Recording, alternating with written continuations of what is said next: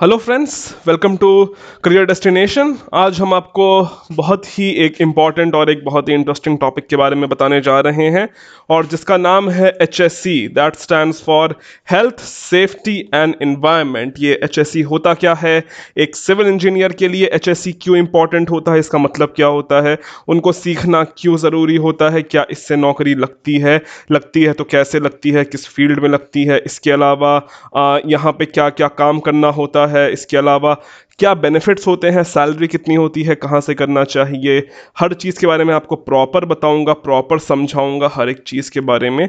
तो आज की वीडियो बहुत ही इंटरेस्टिंग रहने वाली है। तो friends, welcome to career destination by AD Singh. ये हमारा सेकंड चैनल है जहाँ पे हम सिर्फ और सिर्फ करियर काउंसलिंग और ट्रेनिंग सेशंस पे ही फोकस करते हैं। और वैसे ही आज हम आपके लिए एक नया टॉपिक लेके आए हैं जिसका नाम है HSE। अब ये HSE होता क्या है, तो as the name suggest, H stands for health, S stands for safety, and E stands for environment। अब पहले तो आप लोग एक चीज समझ लीजिए, ये चीज़ आजकल बहुत ही ज़्यादा फेमस हो रही है, इस चीज़ की बहुत ही ज़्यादा इंपॉर्टेंस है। सिर्फ सिविल इंजीनियरिंग में ही नहीं बल्कि हर एक जगह, फिर वो चाहे कोई भी फील्ड हो, चाहे वो इवन मार्केटिंग की फील्ड हो, इवन मैकेनिकल वाले हों, सिविल वाले हों, इलेक्ट्रिकल वाले हो, हर जगह सबसे पहले आजकल हेल्थ को देखा जाता है और सेफ्टी को देखा जाता है कि भाई आपके यहाँ जो एम्प्लॉयज़ काम कर रहे हैं, जो वर्कर्स काम कर रहे हैं, वो आपके यहाँ प्रॉपर सेफ है या नहीं है, आपके यहाँ ऐसे इंतज़ाम है, आपके ऑफिस में, आपके साइट में प्रॉपर ऐसे प्रिकॉशंस हैं कि अगर कल को कुछ अगर दुर्घटना हो जाती है, एक्सीडेंट हो जाता है, तो उससे बचने के लिए क्या करना चाहिए किसी भी जो आपका क्लाइंट है, जो आपका मैनेजर है, ठीक है। तो ये बेसिकली काम होता है उस कंपनी का मेन काम होता है कि वो अपने एम्प्लॉयज़ की सेफ होने की गारंटी ले कि उसके एम्प्लॉयज की तरह कोई प्रॉब्लम ना हो, कोई खतरा ना हो, ठीक है, उनकी जान को। इसके लिए किया क्या जाता है, इसके लिए बेसिकली एक डिपार्टमेंट बनाया जाता है और इस डिपार्टमेंट का नाम होता है HSE। और ये बेसिकली इस डिपार्टमेंट का काम होता है कि वो अपने एम्प्लॉयज़ को प्रॉपर देखे। अब कोई एक भी बंदा है, ये काम एक बंदे की बस की बात नहीं होती है, एक प्रॉपर डिपार्टमेंट होता है यहाँ का, अपने इनके एम्प्लॉयज़ होते हैं, अपना इंजीनियर होता है, हर चीज़ होता है। थोड़ी सी बात कर लेते हैं सिविल के बारे में। तो फॉर एग्जांपल आपकी कोई अगर साइट है, कोई भी साइट है, मैं अगर आपसे ये बोलूँ कि अगर आपकी एक इंफ्रास्ट्रक्चर की साइट है, चलो वेल एंड गुड, एक इंफ्रा की साइट है, हाई राइज बिल्डिंग है, तो भाई वहाँ पे प्रॉपर सेफ्टी नेट लगी है या नहीं लगी है, कि कल को मान लो कोई अगर एम्प्लॉय गिर जाता है, कोई हादसा हो जाता है, तो उसकी जिम्मेदारी कौन लेगा।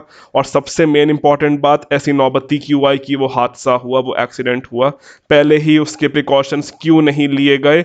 इसके अलावा जितने भी एम्प्लॉयज़ हैं उनके पास प्रॉपर सेफ्टी गियर है या नहीं है।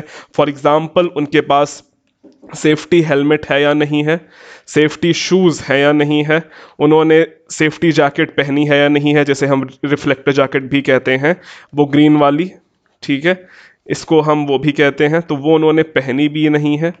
ये सारा काम देखा जाता है एक HSE एम्प्लॉय या फिर एक HSE ऑफिसर के द्वारा। और इसका पूरा काम होता है कि वो अपने प्रॉपर जो एम्प्लॉयज़ हैं उनकी प्रॉपर सेफ्टी का ध्यान दे। अगर खुदा ना खास्ता कल को मान लो कोई एक्सीडेंट हो गया, तो उसके लिए प्रॉपर जो आपका एम्प्लॉय है, जो वर्कर है, उसको आप फर्स्ट एड दे पा रहे हैं या नहीं दे पा रहे हैं। भाई हॉस्पिटल तो वो बाद में जाएगा, सबसे पहले तो उसको वहाँ पे फर्स्ट एड देनी पड़ेगी ना, कि भाई जो वो एम्प्लॉय है उसकी जान को कोई खतरा ना हो। उसकी स्टार्टिंग में तो मल्लम पट्टी हो जाए, बाद में जो इलाज चलेगा वो सब चलेगा, तो बाद में चलेगा। ये सारा काम HSE डिपार्टमेंट देखता है। और इसके अलावा कुछ अगर और दुर्घटना हो जाती है, इसका प्रॉपर रिकॉर्ड बना के रखना कि भाई किस साल कितनी दुर्घटना हुई, नहीं हुई तो क्यों नहीं हुई, मतलब नहीं हुई तो बहुत अच्छी बात है, अगर हुई तो क्यों हुई, क्या क्या उसके पीछे रीज़न थे, क्या क्या केयरलेस था, पूरा रिकॉर्ड दिया जाता है। उसको साल के अंत में जमा किया जाता है, प्रॉपर असेसमेंट होता है, और फिर नेक्स्ट ईयर कोशिश की जाती है कि आखिर वो सब घटनाएं ना घटें जो कि पहले ऑलरेडी उस साल लास्ट ईयर में घट चुकी हैं। ये पूरा काम करती है HSE डिपार्टमेंट। ये मैंने आपसे बात कर ली सेफ्टी के बारे में, हमारा एक टॉपिक हो गया। अब हमारा दूसरा टॉपिक आता है हेल्थ। भाई जो आपके एम्प्लॉयज़ हैं, कल को मान लो अगर उनकी साइट पे ही तबीयत खराब हो गई या फिर चोट लग गई, कुछ हो गई, तो ऑफ कोर्स उनको फर्स्ट एड देना पड़ेगा। ये सब भी हेल्थ के अंडर आता है। और फिर अगर किसी की मान लीजिए कुछ भी, अगर किसी के साथ हादसा हो गया, कुछ भी हो गया, किसी को सेफ्टी की, हेल्थ का प्रॉपर अगर उसका चेकअप करवाना है, या अगर किसी भी एम्प्लॉय को काम करते समय हार्ट अटैक आ गया, या फिर पैर में चोट लग गई, या फिर साइट है कुछ नुकीला सामान लग गया, सरिया वरिया घुस गई, तो वो सब कौन देखता है? उसके लिए आपको प्रॉपर जो फर्स्ट एड देना होता है, ये पूरा काम हेल्थ में आता है, हेल्थ ऑफ द एम्प्लॉय। और जो हमारा लास्ट इसमें वर्ड होता है, that is environment. Yes, environment. भाई एज यू नो कि इन्वायरमेंट की कितनी बुरी हालत चल रही है, बहुत सारे अटेम्प्ट किए जा रहे हैं इन्वायरमेंट को सेफ रखने के लिए, उसे प्रोटेक्ट करने के लिए।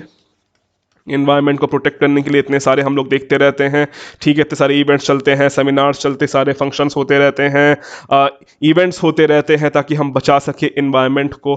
कंस्ट्रक्शन के साथ प्रॉब्लम यह है कि भाई जहाँ पे कंस्ट्रक्शन होगा वो होगी तो ज़मीन, अब ज़मीन होगी तो ऑफ कोर्स उसको भाई काटा जाएगा, काटा जाएगा तो वहाँ पे ऑलरेडी पहले से ट्रीज लगे होंगे, आपकी वहाँ भी ग्रीनरी होएगी।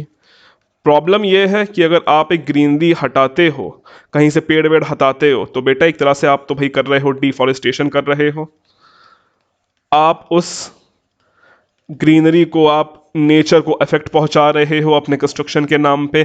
अब एक एक बहुत बड़ी प्रॉब्लम है, इसको टैकल कैसे करें? बट अब ऐसा तो हो नहीं सकता है कि भैया हम लोग कंस्ट्रक्शन करें ही ना, भाई कंस्ट्रक्शन होना तो बहुत ज़्यादा ज़रूरी है, प्रोजेक्ट्स बनने तो बहुत ज़्यादा ज़रूरी हैं, बट उनके बदले जो अब कंस्ट्रक्शन है, जो ग्रीनरी है, भाई जो वो इफेक्ट हुई है, तो उसको हम लोग कैसे मैनेज करें, उसको हम लोग कहाँ पे मैनेज करें, उसके बदले में क्या करें, ये सब चीज़ें पार्ट होती हैं HSE की। इसके अलावा मैं आपको एक चीज़ फैक्ट बता देना चाहता हूँ, कुछ सरकारी आंकड़े। जब भी आप कोई बिल्डिंग बनाते हो या जब भी आप कोई प्रोजेक्ट बनाते हो, उस प्रोजेक्ट लैंड का 18 to 20% लैंड में आपको ग्रीनरी देनी ही देनी है, वेजिटेशन कवर आपको देना है।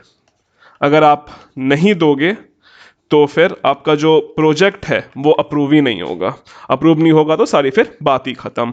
तो ये चीज़ आपको प्रॉपर, इसका रिकॉर्ड होता है, मेंटेन करी जाती है। ये सब किस डिपार्टमेंट के अंदर आती है? सब आती है HSE के अंडर। और ये कोई छोटा डिपार्टमेंट नहीं होता, एक बहुत ही बड़ा डिपार्टमेंट होता है। ठीक है, अब मैंने आपको प्रॉपर समझा दिया HSE आखिर होता क्या, और ये हर हर फील्ड में होता है, सिविल के अलावा हर फील्ड में होता है। कल को अगर आग लग जाती है आपकी साइट पे, तो आप उसे कैसे टैकल करोगे? प्रॉपर फायर एक्सटिंग्विशर आपके यहाँ है या नहीं है? आपकी एम्प्लॉयज़ के बारे में सारी देख रेख आपको देखनी पड़ती है। जो व्हीकल्स हैं उसकी प्रॉपर मेंटेनेंस हो रही है नहीं, कोई व्हीकल में तो दिक्कत नहीं है, ये सब आपको देखना पड़ता है। ये पूरा काम होता है HSE के अंडर। अब इतना बड़ा जब ये काम है, जब ये इतनी बड़ी जिम्मेदारी है, तो ऑफ कोर्स लोग भी चाहिए होंगे। अब वो लोग कौन चाहिए होंगे? तो एक, जैसे मैंने पता कि एक डिपार्टमेंट होता है HSE नाम का, वहाँ पे खूब सारे एम्प्लॉयज़ काम करते हैं। अनोनिमस एम्प्लॉयज़ होते हैं, मैनेजर होते हैं, इंजीनियर होते हैं, सुपरवाइज़र होते हैं, सब होते हैं। उनका प्रॉपर काम ही होता है कि वो इसी चीज़ को रिलेटेड इसके डॉक्यूमेंट्स बनाएं, इसके बारे में देखें, इसके बारे में समझें, इसके बारे में सिखाएं। इसी के साथ टाइम टू टाइम HSE की मीटिंग भी होती रहती है, जिसे हम लोग सेफ्टी मीटिंग कहते हैं, जो कि अक्सर आपने देखा होगा कि बड़ी बड़ी कंस्ट्रक्शन साइटों पे हर महीने के महीने मंथली मीटिंग चलती है। वहाँ पे जो प्रॉपर एम्प्लॉय, सारे वर्कर, सारे लेबर्स को बुलाया जाता है, एक सेफ्टी मैनेजर आता है, उनको हर चीज़ रिमाइंड करवाता है कि हाँ भाई आपको प्रॉपर सेफ्टी से रहना है, साइट पे ध्यान देना है। क्योंकि सबसे बड़ी जो प्रॉब्लम होती है किसी भी मिस्त्री के साथ या फिर किसी भी लेबर के साथ, वो ये प्रॉब्लम होती है कि वो किसी की सुनता नहीं है। वो सुनता बिल्कुल नहीं है किसी की, आप उसे लाख बातें बोल लो वो नहीं सुनेगा। वो सुनेगा तो तब सुनेगा जब तक उसके ऊपर से थोड़ी स्ट्रिक्टनेस नहीं करी जाएगी, तब तक वो नहीं सुनेगा। हालांकि आप उसको अपनी ही सुरक्षा के लिए बोल रहे हो, लेकिन फिर भी वो नहीं सुनेगा। और आप उससे बहस नहीं कर सकते हो, बहस करोगे तो वो काम करना छोड़ देगा। ये बात चाहे लेबर की हो गई या फिर चाहे मिस्त्री की हो गई। हम इसे टेक्निकल भाषा में अनस्किल्ड और सेमी स्किल्ड कहते हैं। चलो सेमी स्किल्ड तो फिर भी थोड़े समझदार होते हैं, लेकिन जो अनस्किल्ड होते हैं वो तो बिल्कुल ही समझदार नहीं होते हैं, उनको मीटिंग करवानी पड़ती है, उनको समझाना पड़ता है। कोई अगर नई टेक्नोलॉजी आई है, कुछ अगर आपको थोड़े बहुत नए चेंजेस हो रहे हैं, अपने ना कोई कुछ नया रूल निकाला है या कोई हादसा हो गया है, तो उस बारे में उनको गाइड किया जाता है, जो नए वर्कर्स होते हैं या फिर जो एग्जिस्टेंस में हैं, कि वो किस वजह से हुए या आखिर उसमें प्रॉब्लम हुई या नहीं हुई। तो एक तरह से बहुत ही बड़ा और बहुत ही जिम्मेदारी वाला काम होता है। अब काम अच्छा है, अगर लोगों की ज़रूरत है, तो कहीं ना कहीं ये चीज़ आपको सीखनी पड़ेगी। Very good question. ये चीज़ आपको लर्न करनी पड़ेगी। लर्न करने के देखो, मैं अगर आपको बताऊं सच में, तो देखो, अगर हम बात कर लें तो आप कहोगे सर कोई ना कोई एक कॉलेज होगा जो यहाँ पे डिग्री या फिर डिप्लोमा देता होगा। भाई आप तो यही कहोगे, और हमने बहुत सारी वैकेंसियां देखी भी हैं जहां पे डिप्लोमा सर्टिफिकेट मांगता है, डिग्री या फिर डिप्लोमा सर्टिफिकेट मांगता है। In HSC, health safety and environment में हमें डिग्री या डिप्लोमा चाहिए होता है भाई, तभी हम उस जॉब के लिए अप्लाई कर सकते हैं। प्रॉब्लम यह है कि इस चीज़ के बारे में ज़्यादा अभी अवेयरनेस है नहीं ग्राउंड लेवल पे।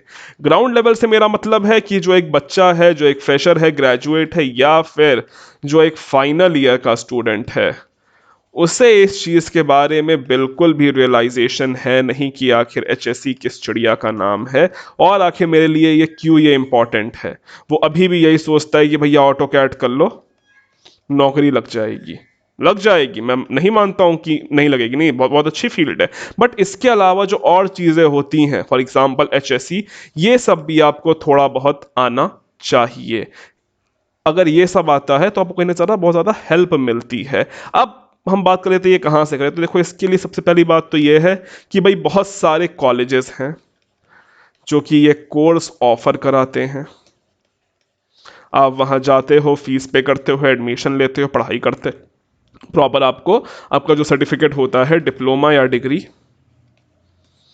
वो आप कंप्लीट कर लेते हो और आपको बन जाता है एचएससी। लो भैया, बन गए एचएससी ऑफिसर या फिर बन गए एचएससी इंजीनियर। चलो भाई, इतनी बात तो हमें समझ में आ गई यहाँ पे। अब कुछ बच्चे कहेंगे कि सर क्या ये गवर्नमेंट के थ्रू नहीं होता है? तो बेटा हाँ, क्यों नहीं होता है, बट पूरे इंडिया में एक ही कॉलेज है जो कि गवर्नमेंट से अप्रूव्ड है इस कोर्स को लेके, और वहाँ कंपटीशन एडमिशन के लिए बहुत हाई रहता है। क्योंकि अगर हम बात कर लें आईआईटी या एनआईटीज़ की, तो वही बेटा बहुत ज़्यादा हैं, वो करीबन 10 से तो ज़्यादा है, मुझे एग्जैक्ट अमाउंट याद नहीं है कि कितनी है, बट हाँ अच्छी खासी हैं, करीबन हर स्टेट में 3-4 तो हैं ही एनआईटी और आईआईटी। बट हाँ, जहाँ तक ये जो हमारा कॉलेज है गवर्नमेंट वाला, एचएससी वाला, ये मात्र एक है पूरे देश में। आप कंपटीशन समझ सकते हो। अब कंपटीशन इतना हाई है तो भैया करे क्या? तो हो ये रहा है कि अब थोड़े बहुत प्राइवेट कॉलेज भी ये कोर्स ऑफर करने लग गए हैं। फीस ऑफ कोर्स ज़्यादा है, बट हाँ कहीं ना कहीं आप चाहो तो इसको हंसी खुशी कर सकते हो, मौका मिल जाता है। अच्छा, अब बात कहोगे कि सर मैं इस लेवल पे आपके लिए मैं क्या कर सकता हूँ, मैं क्या कर सकता हूँ, मेरा चैनल क्या कर सकता है आप लोगों को ये कोर्स सिखवाने के लिए? क्योंकि भाई देखो, सीखना तो ये पड़ेगा अगर नौकरी चाहिए तो, और ये कोई छोटी चीज़ नहीं है। अगर ये आपने सीख लिया तो आपके बाहर जाने की उम्मीदें भी बहुत ज़्यादा बन जाती, क्योंकि इसके बाहर भी बहुत ज़्यादा डिमांड है एचएससी इंजीनियर की। तो हम बेसिकली यहाँ पे आपके लिए एक ट्रेनिंग प्रोग्राम ला रहे हैं, जो कि बेसिकली एक 2 दिन का फ़िलहाल मैंने अभी इसको बोल के ऑर्गेनाइज करवाया है। आने वाले समय में हम इसके लिए ऑफ कोर्स इसको बढ़ा देंगे। ये बेसिकली 2 डेज प्रोग्राम है जो कि आपका गूगल मीट पे चलेगा। तो और ये ऑनलाइन प्रोग्राम रहने वाला है, और अगर आप इसमें पार्टिसिपेट करते हो तो आपको बेसिक्स जो होते हैं एचएससी के, वो बता दिए जाएंगे कि आखिर एक जो नॉर्मल जो होता, मैंने जो भी आपको बताया, ये अभी इसका 1% भी नहीं है, ये अभी इसका 1% भी नहीं है। अगर आप इसमें पार्टिसिपेट करते हो तो आपको ये ज़्यादा अच्छा जानने का मौका है, काफ़ी अच्छी चीज़ें यहाँ पे आपको सीखने को मिलेंगी। और ये करवाया जा रहा है इको क्रीट इनोवेशंस की तरफ से, ठीक है। ये 2 डेज का ऑनलाइन प्रोग्राम चलने वाला है जो गूगल मीट पे चलेगा 12 और 13 मार्च को दोपहर के जो 12 मार्च वाला है वो दोपहर के 2 बजे है, और जो 13 मार्च वाला है वो सुबह के 10 बजे है। ये इनके बहुत अच्छे स्पीकर हैं। UK return, United kingdom return, ये स्पीकर हैं, ये आप देख सकते हो, ठीक है। इसकी अगर थोड़ी सी बात कर लेते हैं तो ये बेसिकली पेड है। इसकी एक्चुअल कॉस्ट बहुत महंगी होती है, 1000 रुपीज़ के आसपास होती है, बट सिर्फ और सिर्फ हमारे कहने पे ये आपके लिए बहुत ही नॉमिनल कॉस्ट 249 रुपीज़, मात्र 250 रुपये में लाए हैं। इसके लिए आपको ये प्रॉपर फॉर्म भर देना है, लिंक मैं आपको नीचे प्रोवाइड करवा दूंगा। और इसके अलावा आपको यहाँ पे अपनी कैटेगरी डाल देनी है, आप जिस भी कैटेगरी से बिलोंग करते हो। और इसके अलावा हाउ डू यू रीच अस में बाय सिविल इंजीनियरिंग डेस्टिनेशन में आपको क्लिक करना है। जब ये आप क्लिक करोगे तभी आपको बस ये डिस्काउंट मिलेगा, अन्यथा नहीं मिलेगा। तो ये बात आपको थोड़ी समझ में आनी चाहिए।